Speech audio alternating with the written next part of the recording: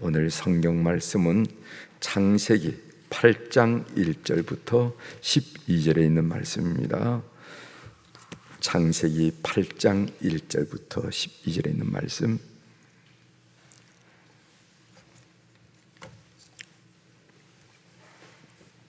이제 제가 봉독해 드리겠습니다.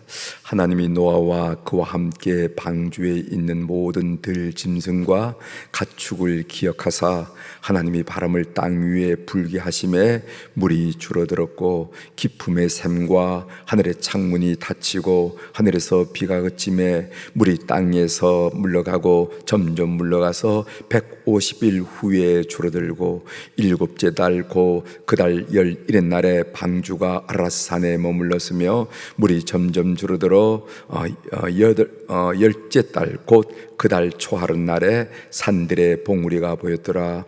40일을 지나서 노아가 그 방주에 낸 창문을 열고 까마귀를 내놓음에 까마귀의 물이 땅에 마르기까지 날아왕래하였더라. 그가 또 비둘기를 내놓아 지면에서 물이 줄어들었는지를 알고자 하며 온 지면에 물이 있으므로 비둘기가 발붙일 곳을 찾지 못하고 방주로 돌아와 그에게로 오는지라. 그가 손을 내밀어 방주 안 자기에게로 받아들이고 또 7일 기다려 다시 비둘기를 방주에 내놓음에 저녁 때 비둘기가 그에게로 돌아왔는데 그 입에 감람나무 새 잎사귀가 있는지라.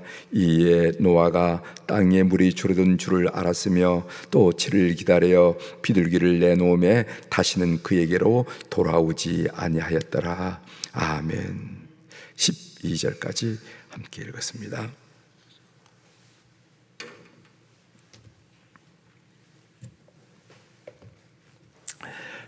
오늘 우리가 읽은 창세기 8장 1절서 12절에 있는 말씀을 중심으로 주제를 하나님이 기억하시는 사람, 이런 주제로 같이 묵상한 내용을 함께 나누려고 합니다. 하나님이 기억하시는 사람이 있다는 거예요. 하나님이 기억하시는 사람. 오늘 본문은 홍수가 그친 내용이죠. 창세기 7장에 의하면은 노아가 600세 되던 해, 600살 되던 해에 2월 17일에 비가 내리기 시작합니다. 얼마 동안 비가 내렸나 하면은 40일 동안 비가 내렸다고 해서 40일 주야로, 그리고 하늘의 문이 열리고 땅의 문이 열린 듯 폭우가 쏟아졌어요. 우리가 하루 이틀만 해도 정신을 못 차리는데 40일 동안 비가 왔으면 어떻게 되겠습니까? 그리고 그 물은 150일 동안 땅에 넘쳤다, 이렇게 됐어요. 오늘날처럼 무슨 우수관이 잘 만들어져서 하수를 처리하는 것도 아니고, 그랬으니까 아마 150일 동안 땅에 그 물이 머물렀습니다. 그 내용이 창세기 7장 24절에 있는데 읽어드리도록 하겠습니다. 물이 150일을 땅에 넘쳤더라. 그러니까 150일 동안 물이 가시지 않고 땅에 있었다는 얘기죠. 그리고 그 물이 땅에서 줄어드는 기간이 또 얼마가 되냐면 150일 정도 돼요. 그러니까 40일 동안 폭우가 내리고 거기도 150일 동안 땅에 머물렀고, 그러니까 땅에 물이 있는 기간이 한 150일, 그리고 땅에 물이 거치는 기간이 있었습니다. 그 기간이 한 150일 정도 되죠. 창세기 8장 3절입니다. 물이 땅에서 물러가고 점점 물러가서 150일 후에 줄어들고, 이런 말씀이 있어요. 그리고 또 40일이 지나서 노아가 방주의 창문을 열고, 첫 번째는 까마귀를 내보내고 두 번째는 비둘기를 내보냈습니다. 어떤 사람은 까마귀를 왜 먼저 내보냈냐, 왜 까마귀가 돌아오지 않느냐, 까마귀는 죽은 것을 좋아하기 때문에 돌아오지, 이런 여러 가지 얘기를 하지만은 여러분, 이 까마귀의 특징은 높은 곳에서 먹이를 찾는다는 거예요. 그러니까 먼저 노아가 높은 곳에서 먹이를 찾는 까마귀를 내보냈어요. 우리 한국에서는 까마귀를 조금 좋지 않게 보지만은 다른 세상에서는 까마귀를 다 길조로 봅니다. 일본만 하더라도 까마귀를 길조로 보고 있잖아요.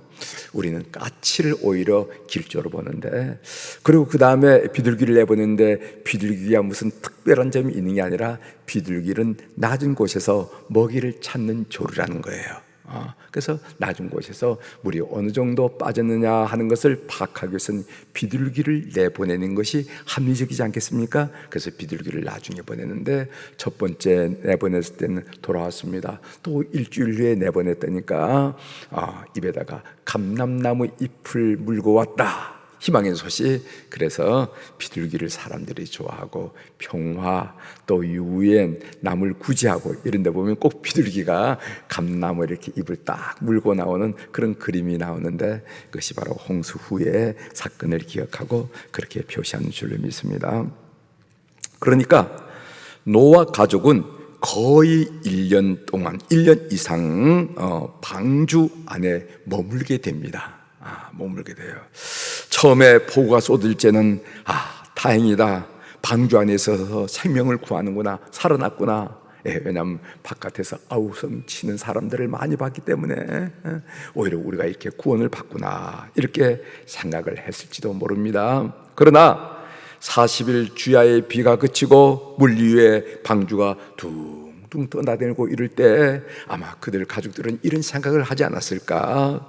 혹시 방주가 바위 뿌리에 부딪혀서 산상조각은 나지 않을까? 방주가 어디에 머물까? 어디에 정박하게 될까? 세상에 나가면은 무엇인가 먹을 것이나 있을까? 아마 이런저런 여러분 생각이라는 게 항상 꼬리를 물잖아요. 염려도 그렇고 걱정도 그렇습니다. 항상 꼬리를 물게 돼 있어요. 꼬리를 단절하는 게 중요한데 아마 방주 안에 있는 노아의 가족들은 처음에는 구원받았다 다행으로 여길지 모르지만은 세월이 지나서 1년이 가까워오면서 이런저런 걱정 두려움이 휩싸였으리라 이렇게 생각됩니다. 이런 걱정과 두려움에 휩싸일 수도 있었을 거죠. 그렇죠.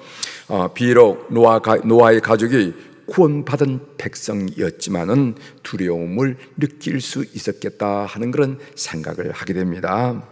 우리도 구원받은 백성이지만은 여전히 걱정도 하고 두려움도 느끼죠. 그렇죠? 우리가 삶을 살다 보면은 여전히 걱정도 되고 이런 일 만나고 저런 일 만나면은 걱정도 되고 두려움. 내가 이렇게 구원받은 사람이 이렇게 걱정, 근심, 두려움을 가질까? 그렇지 않아요. 노아는 구원받아 방주에 있었음에도 불구하고 그 마음이 편안치 않았을 수도 있다 하는 생각을 하면서 우리가 구원받은 사람이라 할지라도 두려움과 걱정을 가질 수 있다 하는 말씀을 드리는 것입니다. 그때 우리가 알아야 할 사실은 뭐냐면은 하나님은 여전히 나를 기억하신다. 하나님이 여전히 방주 안에 노아를 기억하듯이 하나님은 이런 상황에서도 여전히 나를 기억하신다는 이 사실을 분명히 믿으셔야 됩니다. 1절을 보겠습니다. 1절, 하나님이 노아와 그와 함께 방주에 있는 모든 들 짐승과 가축을 기억하사 하나님이 바람을 땅 위에 불게 하심에 물이 줄어들고, 이렇게 해서 1절에 보면은 기억하사라는 그런 단어가 나옵니다. 기억하셨다. 여기서 기억하다라는 것은 히브리어로 자카르라 하는 말인데요. 자카르라 하는 말인데 아랍어에서는 이시카르, 자음이 같아요. 자카르, 이시카르. 이시카르라 하는 말은 무슨 말이냐면 기억해, 생각해봐 이럴 때 이시카르 이렇게 얘기합니다. 너가 생각해, 티지카르 이렇게 얘기하거든요. 좀 배우셨죠? 우리 아랍어 회화하는데 좀 배우셨는지 모르겠네. 티지카르 이렇게 하면은 뭐라 하냐면 네가 생각해봐 이런 얘기거든요. 그래서 제가 이 아랍어를 여러분들에게 소개드리는 같은 셈조어이기 때문에 히브리어, 아랍어, 아람어 이런 같은 셈조어이기 때문에 자음이 같아요. 자음이. 그래서 몸을 어디에 두느냐에 따라서 발음이 좀 달라지는 것을 우리가 보게 되는데 제가 티지카르, 이시카르 이런 이시카르 명령인데 생각해, 기억해봐 이럴 땐 이즈카르라고 그러고 티즈카르, 너가 생각해 이럴 때는 티즈카르를 쓰는데, 여기 히브리어가는 자카르라 이렇게 말했는데, 이 자카르라는 말은 뜻이 뭐냐 하면은 그것은 문득 떠올랐다는 의미가 아닙니다. 뭘 하다가 문득 떠오른 수가 있죠. 여러분들이 주부가 부엌에서 뭐 하다 문득 떠올랐어, 아유 전화해야 되겠네 하는 데가 있는데, 이 자카르란 말은 문득 떠오르다라는 뜻이 아니라 언약의 의미가 강합니다. 즉 하나님께서 노아와 맺은 언약을 기억하셨다는 겁니다. 내가 너와 언약을 맺었지, 그 언약을 맺었던 것을 기억하는 겁니다. 그러면 하나님께서 노아와 맺은 언약이 어디 나오는가? 창세기 6장 18절에 나오는데, 그 부분을 여러분들에게 읽어드리겠습니다. 그러나 너와는 내가 내 언약을 세우리니 너는 네 아들들과 네 아내와 네 며느리들과 함께 그 방주로 들어가고 하면서, 세상에 죄가 가득 찼을 때, 하나님이 홍수로 세상을 멸망하기로 작성했을 때 하나님은 노아만큼은 약속을 했어요. 그것을 우리가 언약이라는데, 그 언약의 내용은 뭐냐 하면은, 그러나 너와는 내가 내 언약을 세우리니 너는 네 아들과 네 아내와 네 며느리들과 함께 그 방주로 들어가서 구원받겠다 하는 내용을 언약을 세웠다는 것입니다. 하나님은 누구를 기억하실까? 하나님은 어떤 사람을 기억하실까? 오늘 기억한다라는 그런 단어가 나오자 그런 생각이 들었습니다. 여러분, 창세기 19장 29절에 보면은 하나님께서 소돔과 고모라 성을 멸망시킬 때 하나님이 아브라함을 기억하셔서 롯을 구원하셨다 하는 그런 내용이 나옵니다. 그 부분을 제가 읽어드리겠어요. 창세기 19장 29절입니다.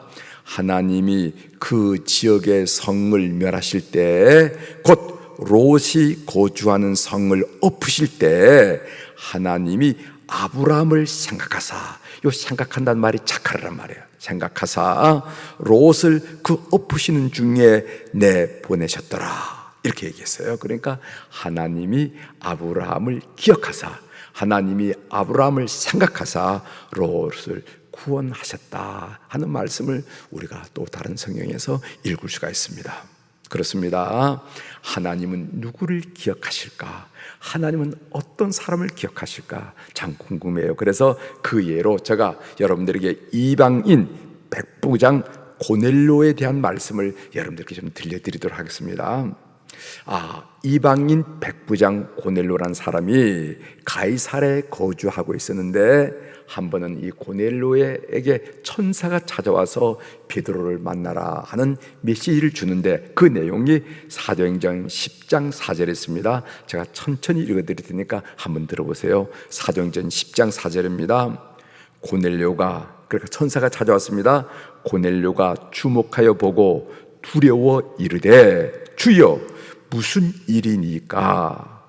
천사가 이르되, 내 기도와 구제가 하나님 앞에 상달되어 기억하신 바 되었으니, 이 말은 기억. 그러니까 하나님께서 이 고넬료를, 베드로를 만나게 하셔서 고넬료를 구원하시려고 하는 그런 어떤 경륜, 섭리를 펼쳐나가시는데, 그 이유가 뭐냐면은 고넬료가 하나님께 기억되신 바 되었다는 겁니다. 그러면은 하나님이 고넬료를 기억하시게 된 이유가 뭐냐? 그것을 두 가지로 이야기하고 있어요. 첫 번째로는 내 기도와, 그러니까 여러분 기도하는 게 그렇게 중요한 겁니다. 여러분 신앙생활을 하더라도 주일날 잠깐 왔다 간 사람이 있어요. 일주일을 까맣게 잊어버리고 있다가 또 주일이구나, 주일날. 그러나 여러분들이 이 새벽 기도를 하잖아요.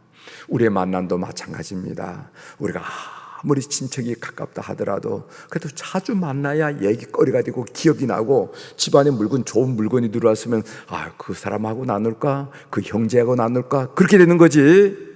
1년에 만나지도 않고 이름도 잘 기억이 안 나고 얼굴도 기억이 안 나고, 여러분 아무리 여러분들한테 좋은 물건이 들어왔다 하더라도 그 친척을 기억이 날 리가 마무라는 거예요. 그렇지 않습니까? 그런 것처럼 기도는 하나님을 만나고 하나님과 교제한 일인데, 기도가 여러분들을 하나님께서 기억하게 할 수 있는 하나의 내용이 된다 하는 것을 고넬료 사건을 통해서 볼 수가 있다는 거예요. 기도하십시오. 기도 그만큼 중요하다는 겁니다. 두 번째로는 구제라는 거. 구제는 하나님의 하시는 일에 동력하는 일에 돼요. 구약성경, 신약성경 다 그렇잖아요. 하나님이 누구에게 관심이 있습니까? 과와 과부와 나그네. 이 사람들은 삶의 근거가 없는 사람들이에요. 여러분, 하나님께서 왜 고아와 과부와 나그네를 행하는가? 우리가 인생을 살아가면 삶의 근거가 있어야 될 거 아닙니까? 근거. 땅이 있든지 사람이 있든지 근거가 있는데 오늘 성경이 지적하는 이 세 사람은 살아갈 삶의 근거가 없는 사람이에요. 그래서 하나님이 관심을 가지고 있는 겁니다. 그런데 우리가 그런 사람들에게 관심을 가질 때 하나님의 일에 동력하는 것이 되는 거예요. 그래서 구제를 하나님이 기억하신다는 겁니다. 여러분, 고넬료가 하나님께 기억되신 바 된 것 두 가지라고 천사가 얘기했습니다. 하나는 기도, 하나는 구제. 내 기도와 구제가 하나님 앞에 상달됐다 하는 생각을 꼭 마음속에 주시길 바랍니다. 우리가 또 한 걸음 더 나가서 우리가 하나님께 기억되신 바 되는 것도 참 중요하지만은 사람에게도 기억되는 사람이 되어야 되겠다.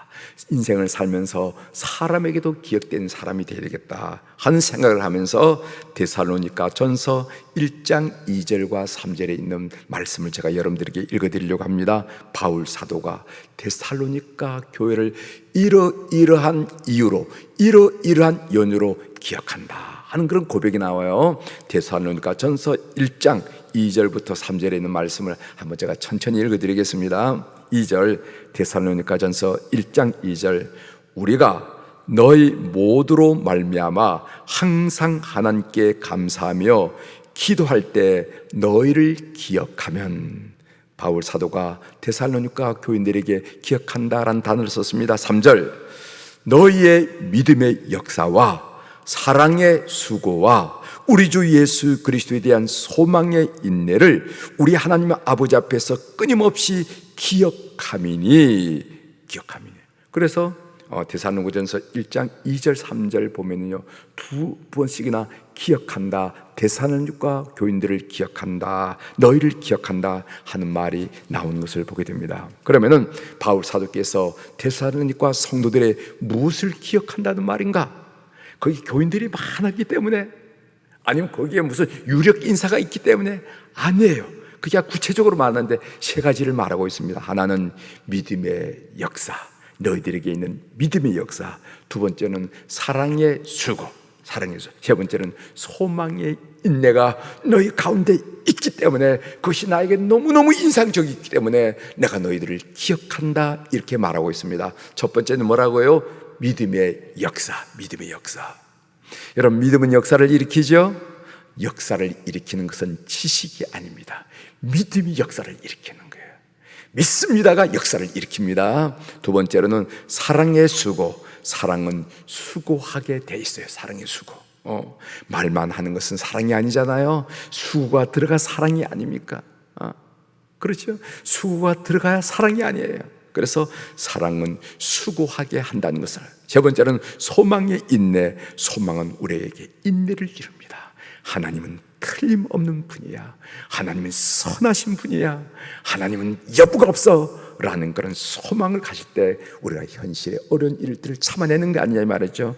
이런 것이 데살로니가에 있기 때문에 그것이 사도 바울에게 큰 인상을 주었다 한 얘기를 하는 겁니다. 다시 한번 말씀드리겠습니다. 믿음의 역사, 사랑의 수고, 소망의 인내가 바울 사도를 그렇게 흥분시키고 인상 찍고 기억하게 했다 하는 것입니다. 삶의 적용으로 한마디 말씀드리겠습니다. 오늘 이 새벽에, 오늘 이 하나님께서 노아를 기억했다 하는 사건을 통해서 나는 어떤 사람으로 하나님께 기억될까? 나는 어떤 사람들에게 기억될까? 꼭 한번 생각해 보시길 바랍니다. 우리가 오늘 하루를 살 때 우리가 생각하는 것, 말하는 것, 행동하는 것을 통해서 나는 어떤 사람으로 하나님께 기억될까? 어떤 사람으로 이웃 사람들에게 기억될까? 하는 그런 주제를 가지고 오늘 하루를 출발하는 교우들이 되기를 주의 이름으로 부탁합니다. 기도하시겠습니다.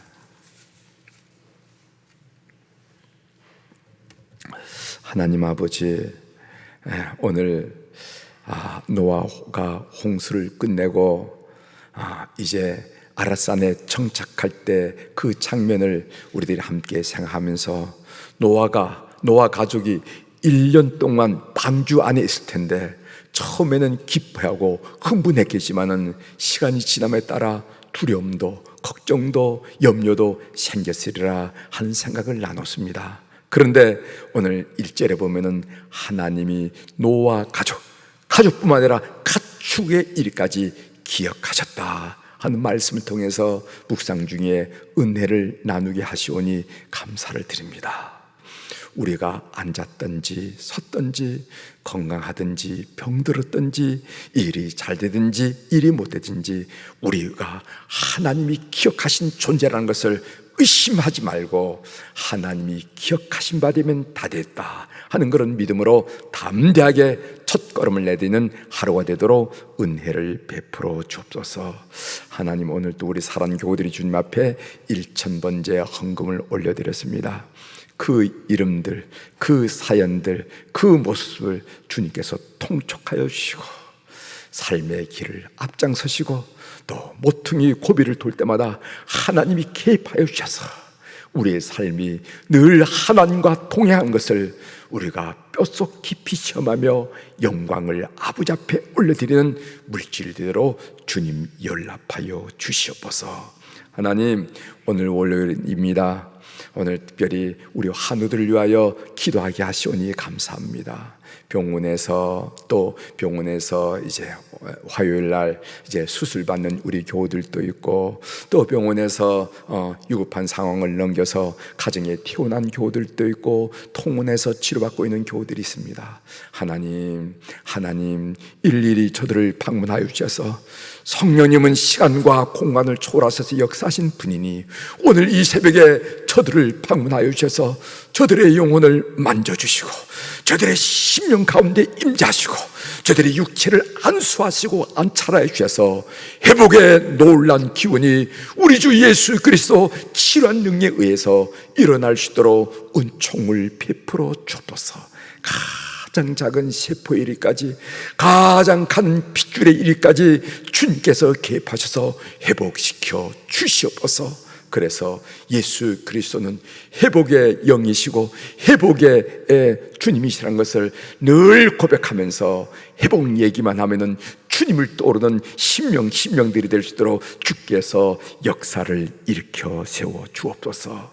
하나님 아버지, 저희들이 9월 첫째 주 그날을 이제 창립 기념주일에 슈퍼 선데이라 이름을 붙이고 회복의 날로 저희들이 맞이합니다.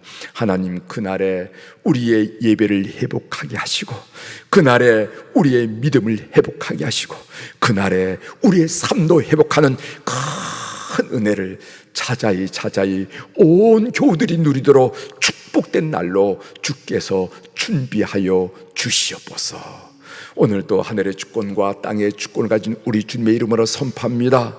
내 영혼이 잘된 같이 범사가 잘되고 강건한 축복을 오늘 이 새벽을 사랑하는 우리 모든 교우들이 누리게 도와주시옵소서.